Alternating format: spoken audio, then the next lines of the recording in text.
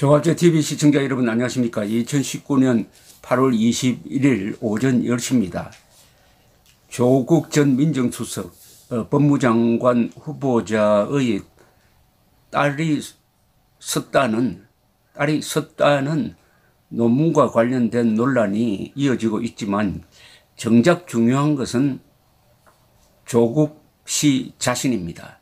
문재인 대통령은 조국 씨를 민정수석으로 임명하면서 뭐라고 소개를 했느냐 하면은 법과 원칙이 소신인 대한민국 대표 법학자라고 했습니다.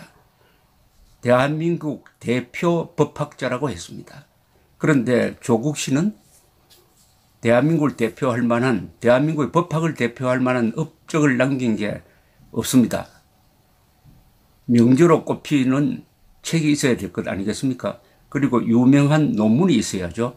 그리고 법리가 특별히 좋아서 그게 우리 재판 과정에서 통용이 된다든지 하는 뭐 이런 게 있어야 대표 법학자인데 그런 건 없고 오히려 조국 씨는 석사, 박사 논문이 표절이다 라는 논란을 겪었는데 석사 논문은 표절로 확인이 되었습니다. 그것은 서울대학교 자체 조사 결과입니다. 자체 조사라고 하기는 좀 그렇고 외부에서 검증을 신청을 해서 이루어진 것입니다. 이 우리나라 대학교가 객관성을 상실하고 자기 편 감사기를 하고 있다는 점을 생각한다면은 이 석사 논문이 표절이다라는 것을 인정한 것만 해도 상당한 진전이라고 그럴까요? 그런데 이 박사 논문에 대해서는 미국 버클리 대학에서 표절이라고 볼 수 없다 하는 판정을 내렸지만은 그 박사 논문을 읽어본 사람들은 이것은 표절일 수밖에 없다 하는 다른 결론을 내립니다. 이 석사 논문과 박사 논문, 조국 씨의 석사, 박사 논문에 대해서 두 번 칼럼을 쓴 사람이 있습니다. 동아일보의 송평인 논설위원입니다. 요사에도 송평인 칼럼을 쓰고 있는데 이분은 법대 출신이고 법조 출입 기자를 해서 하여튼 이 글에 법리적 사례가 많이 들어 있어 가지고 복잡한 사안을 이분이 쓴 칼럼을 읽어보면은 명확하게 이해하는데 아주 도움이 되는 좋은 칼럼입니다. 송평인 칼럼은 한국 언론에서 지금 안심하고 읽을 수 있는 많지 않는 칼럼 중에 하나입니다. 그런데 이분이 작심을 하듯이 조국 씨의 박사 논문 표절에 대하여 라는 제목의 글을 최근에 썼습니다. 바로 일주일 전에 썼습니다. 8월 14일 이걸 소개를 하고 이분이 또 석사 논문까지도 읽고 표절이라는 나름대로의 결론을 내렸던 사람입니다. 송평인 논설위원의 시각으로 본다면은 조국 씨의 석사, 박사 논문이 다 표절입니다. 그런데 문재인 대통령은 대한민국을 대표하는 법학자이고 법과 원칙의 신념가다라고 소개를 했었습니다. 송평인 칼럼 조국 씨의 박사 논문 표절에 대하여 과거 조국 서울대 교수의 박사 논문 표절 의혹에 대해서 쓴 적이 있다. 법무장관 후보자로 지명된 그의 국회 인사청문회를 앞두고 철저한 검증 차원에서 이를 정리해 줄 책임감을 느낀다. 조 후보자의 버클리 캘리포니아대 로스쿨 박사 논문 표절 의혹을 처음 제기한 곳은 인터넷 매체 미디어 워치다. 영국 옥스포드대 DJ 켈리건 교수의 논문에서 다수 문장을 베꼈다는 내용이었다. 미디어 워치가 제기한 박원순 서울시장 아들의 엑스레이 사진이나 JTBC의 태블릿 PC에 대한 의혹 등에 한 번도 동조한 적이 없다. 그러나 논문 표절은 다르다. 수십 단어가 연속해서 일치하는 문장들을 보면 의심하고 말 게 없다. 조 후보자가 베낀 이유까지 대강 짐작이 갔다. 이때부터 표절이라고 단정합니다. 표절이라는 것은 베끼면서 베꼈다는 사실을 적시하지 않을 때 그게 표절이 됩니다. 그는 켈리건 교수의 논문에서 영국 공리주의 철학자 제레미 벤덤의 책을 요약한 부분을 뺏겼다. 벤덤의 책을 읽어본 적이 있는데 단어는 평범해 보여도 한 페이지를 읽는 것이 쉽지 않은 대단히 어려운 영어다.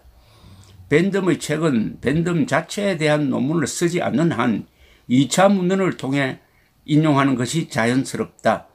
그는 벤덤의 책을 직접 읽은 것처럼 써야 폼이 난다고 여긴 듯하다. 이 일을 계기로 조 후보자의 박사 논문을 직접 읽어보기로 했다. 논문은 버클리대 인터넷 웹사이트에서 찾아볼 수 있었다. 꼼꼼히 읽은 곳은 독일어 문헌을 인용하는 부분이다. 이 부분을 택한 이유는 조 후보자가 서울대 석사 논문에서 독일어 문헌 표절을 시인한 적이 있기 때문이다. 석사 논문에서 표절의 제1공리인적 표절하는 사람이 한 번 표절하고 마는 경우는 없다. 같은 패턴의 표절을 10군데 가까이 발견했다. 이번에는 미국 인디아나대 로스쿨 크레이그 브래들리 교수의 논문이다. 베낀 곳은 브래들리 교수가 독일어 판결문을 요약한 부분이다. 여기서도 독일어 판결문을 직접 읽은 것처럼 써야 폼이 난다고 여긴 듯하다. 브래들리 교수의 요약문을 인용했다는 표시를 하지 않고 마치 조국 씨가 직접 판결문을 읽은 것처럼 썼다는 거죠. 이게 표절입니다. 표절은 인용 출처를 밝히지 않으면 그게 표절이 됩니다. 왜냐하면 인용 출처를 밝히지 않으면 자기 것이 되니까. 표절이라는 것은 남의 것을 절도한다는 뜻입니다. 남의 저작물, 남의 이 생각을 그냥 자기 것으로 가져와 버린다는 겁니다. 이 출처를 밝히는 게 가장 중요합니다. 미디어워치는 이후 더 작업을 진행하여 모두 6개 논문에서 약 50군데에 이르는 표절을 발견했다. 시각적으로도 금방 알 수 있는 표절이 그 정도라는 것이지 꼼꼼히 들여다보면 훨씬 더 많은 인용 부정이 발견된다. 가령 독일어 논문을 12개 인용하는데 페이지 표시도 없는 하나마나한 인용이 무려 9개 논문에 이르고 페이지가 표시된 것도 찾아 들어가 보면은 본문의 내용이 나와 있지 않은 황당한 인용들이 있다. 그러나 버클리대 로스쿨은 미디어워치의 제소에 따라 표절 심사를 한 뒤 표절이 아니라고 했다. 두 가지 이유에서다. 첫째는 컴퓨터 프로그램으로 표절 조사를 했다고 단정하고 하고 그 경우 같은 문헌에서 인용하는 것이 양쪽에 다 나타나는 것은 당연하다는 것이다. 그것은 버클리대 로스쿨 측이 제소 내용을 제대로 들여다보지 않았음을 의미한다. 둘째는 조 후보자가 다른 저자의 아이디어를 베끼지는 않았다는 것이다. 법학 논문에 건축 설계 같은 대단한 창의성이 있을 리 없지만은 그마저도 정직성이 확보되고 나서의 문제다. 버클리대의 표절 기준에는 타인의 저작으로부터 구절을 다수 뺏기는 것이 명확히 들어있다. 당시 버클리대 로스쿨에서 표절 심사를 담당한 사람은 조지 W. 부시 행정부에서 고문 메모로 세계적 악명을 떨친 한국계 존 유 학장이다. 버클리 로스쿨에는 한국법센터가 있고 서울대와 교류를 하고 있다. 교류의 파트너가 버클리대에서 박사학위를 받고 서울대 교수로 재직 중인 조 후보자가 되는 것은 당연하다. 버클리대로서는 이 논문을 표절이라 판단하면 학교가 창피해진다는 데다가 서울대 측의 주요 파트너를 잃게 된다. 그래서 나는 서울대가 이 논문을 한번 직접 조사해 주기를 바랐다. 그러나 서울대 연구진실성위원회는 위원회가 직접 받은 공문도 아니고 조 후보자 앞으로 온 존 유 학장의 편지를 근거로 심사를 거부했다. 편지는 존 유 학장이 표절 조사를 한 뒤 대학 본부 앞으로 보낸 내부 메모란덤을 첨부한 것이다. 표절이 아니라면 조 후보자 앞으로 보낼 필요도 없는 것이므로 조 후보자의 요청에 의해 보내진 것으로 보인다. 당시 연구지질성위원회 위원장은 진보 성향의 이중구 전 경제학과 교수가 맡고 있었다. 이것이 조 후보자가 무혐의로 결론난 것이라고 주장하는 내막이다. 그렇지만 송평인 교수는 이것은 박사 논문은 표절이다. 이렇게 단정적으로 썼습니다. 단정적으로. 자, 그 다음에 이 송평인 논설위원이 2013년 7월 19일자에도 조국 교수의 표절이라는 이름으로 썼습니다. 이번에는 조국 씨의 석사 논문을 다뤘어요. 석사 논문. 이것도 제가 읽어드리겠습니다. 우파 인터넷 농객 변희재 씨가 조국 서울대 법대 교수의 석사학위 논문 표절 의혹을 제기했을 때 두 가지를 생각했다. 변 씨의 말은 맞는 게 반이고 틀린 게 반이니까 직접 확인해 봐야겠다는 것과 박사학위 논문은 몰라도 석사학위 논문까지 표절 시비를 하는 것은 심하지 않느냐는 것이었다. 그래서 직접 확인을 해봤고 이 표절은 좀 심각하다는 결론에 이르렀다. 조 교수는 1989년 서울대 법대 대학원에 제출한 석사학위 논문 소비에트 사회주의 법 형법 이론의 형성과 전개에 관한 연구에서 학과 선배였던 김도균 씨가 그 전에 한 학술지에 게재한 논문에서 8문장 342자, 즉 논문 한쪽의 절반 분량을 글자 하나 틀리지 않고 베꼈다. 그런데도 조 교수는 각주에 독일어 원서에서 직접 인용한 것처럼 쓰고 있다. 조 교수는 인용된 문헌은 내가 직접 읽은 것이기에 김 교수의 논문을 재인용하지 않고 원문을 직접 번역했다. 정밀하게 비교해 보면은 인용된 외국 문헌의 문장의 배치나 번역에 차이가 있음을 발견할 수 있을 것이다라고 해명했다. 해명대로 정밀하게 비교해 보니 논문 한쪽의 절반 분량이 토시 하나 차이 없이 똑같았다. 이런 식의 거짓말을 해명이라고 하다니 세상이 엄한지 모르는 모양이다. 이 상당히 시사적인 이야기입니다. 이런 식의 거짓말을 해명이라고 하다니 세상이 엄한지 모르는 모양이다. 조국 씨는 표절 의혹이 제기되면은 거짓말로 대응을 하는데 이게 의외로 통했다 이겁니다. 세상이 무서운 줄 지금까지는 몰랐는데 최근 며칠 사이에 세상이 무서운 줄 알고 있을 거예요. 그런데 언론이 조국 씨의 이 문제점을 덮어주는 쪽으로 했고 특히 진영 논리로 갈려가지고 이른바 진보 사실은 좌파 쪽에서는 지금도 조국 씨에 대한 문제점을 지적하지 않고 침묵 모드로 가고 있습니다. 이러니까 조국 씨는 권력의 뒷받침도 있고 하니까 버티면 되겠다 해서 어제 법무부의 이 검증준비단에서 내어놓은 해명이 조국 씨 딸은 부정 입학하지 않았다. 문제의 논문은 고려대학교 들어갈 때 전혀 청구가 되지 않았다고 해명을 했는데 오늘 조선일보 측에서 확인 취재를 해보니까 거짓말로 밝혀졌다. 이렇게 보도가 되었습니다. 다시 송평인 칼럼 2013년 7월 19일 조국 교수의 표절입니다. 나는 그 독일의 원서 사회주의 법 입문을 구해서 읽어보았다. 김 교수의 번역은 직역이 아니라 상당히 자의적인 의역이다. 가령 첫 문장인 스투칙하는 소유관계 및 이로부터 파생되고 이와 연관되어 있는 교환관계를 법률관계로 보고 있다만 보아도 원문의 상품 교환을 교환관계로 법의 구체적 형식을 법률관계라고 번역했다. 조 교수가 직접 번역했다면 절대로 김 교수가 번역한 것과 똑같을 수가 없다. 그러니까 좀 의역한 것까지 그대로 옮긴 것을 보면은 이것은 조국 교수가 베낀 것이 분명하다 이런 이야기죠.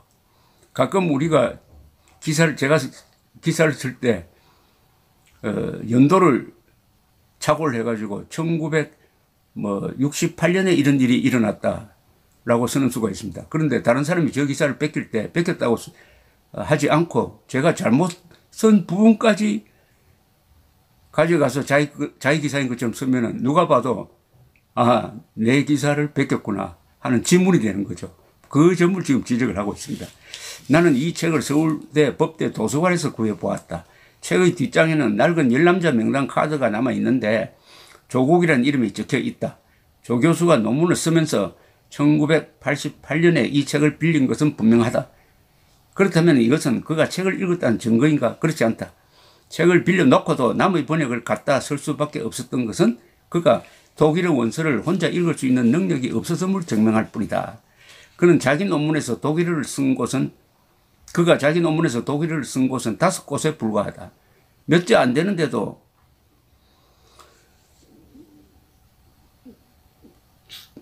자연사를 나툴게슈테 대신에 나툴게슈테라고 쓰고 법철학을 레거트 필로조피 대신에 레거트 피조피로 쓰는 등 2군데가 틀렸다. 5군데 2군데가 스펠링이 틀렸다는 겁니다. 독일어를 조금만 알아도 틀릴 수 없는 철자다. 반면 영어는 훨씬 많은 곳에 사용했는데도 틀린 것을 찾을 수 없었다. 꼼꼼하지 않아 일어난 실수가 아니라 그가 독일어에 서툴다는 증거다. 그런데 어떻게 독일어 원문을 보고 번역할 수 있었겠느냐 하는 문제적입니다. 서울대는 조 교수의 표절 여부를 조사하고 있다. 변희 씨의 주장에 따르면 조 교수 석사학위 논문에는 일본어와 영어 원서의 재인용 표절 의혹이 훨씬 많다. 지켜보는 눈이 많다. 서울대는 원서와 번역서를 일일이 대조해 표절의 심각성이 어느 정도인지 밝혀내야 한다.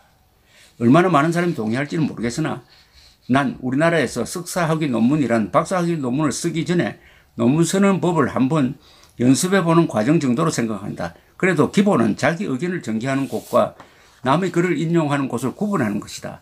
또 남의 글도 원서에서 인용한 것인지 번역서에서 인용한 것인지 확실해야 한다. 나도 석사학위 논문을 써보았다. 그래서 석사과정 학생들이 번역서에서 인용하면서 원서에서 인용한 것처럼 쓰고 싶은 유혹에 빠진다는 것을 잘 알고 있다. 그런 유혹에서 실수를 했다면 솔직히 시인하고 반성하면 된다. 석사학위 논문이라면 그 정도는 봐줄 수 있다고 본다. 공부가 업이 아닌 연예인조차도 석사학위 논문 표절이 드러나면 사과하는데 조 교수는 반성은 그냥 시인조차 하지 않고 있다. 학생들 가르치는 사람의 태도가 아니다. 이렇게 적었습니다. 그런데 이 석사 논문, 조국 씨의 석사 논문에 대해서는 서울대학교 연구진실성위원회가 2015년에 이 송평인 씨가 글을 쓴 2년 이후입니다. 2015년에 조국 씨의 표절 사실을 인정하는 결론을 내려가지고 이 문제를 최초로 제기했던 연구진실성 검증센터 센터장은 황의원, 변희재 씨와 같이 미디어워치에서 일하고 있는 분입니다. 황의원 센터장이 제기한 문제점을 상당 부분 인정을 했습니다. 그러나 온건한 상당히 조국 씨를 봐주는 듯한 내용이었음은 또 지적하지 않을 수 없습니다.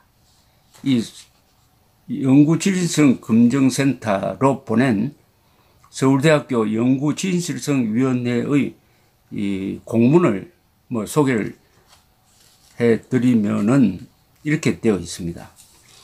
그 결론 부분입니다. 제보자, 즉 제보자는 연구진실성 검증센터입니다. 제보자의 제보, 피조사자의 소명, 예비조사 결과 보고서와 본조사 결과 보고서 등 일건 기록을 종합하면은 문헌 1의 번역문을 한 군데에서, 문헌 2의 번역문을 2군데에서, 문헌 3의 번역문을 8군데에서, 문헌 4의 번역문을 2군데에서, 문헌 7의 번역문을 2군데에서 합계 15군데에서 거의 동일한 문장으로 사용함으로써 재 또는 인용이 필요함에도 불구하고 이를 하지 아니한 사실을 인정할 수 있다. 즉 이게 표절이란 말입니다. 반드시 인용을 해야 될 때 인용 출처를 밝혀야 될 때 밝히지 않으면 이게 자동적으로 표절이 됩니다.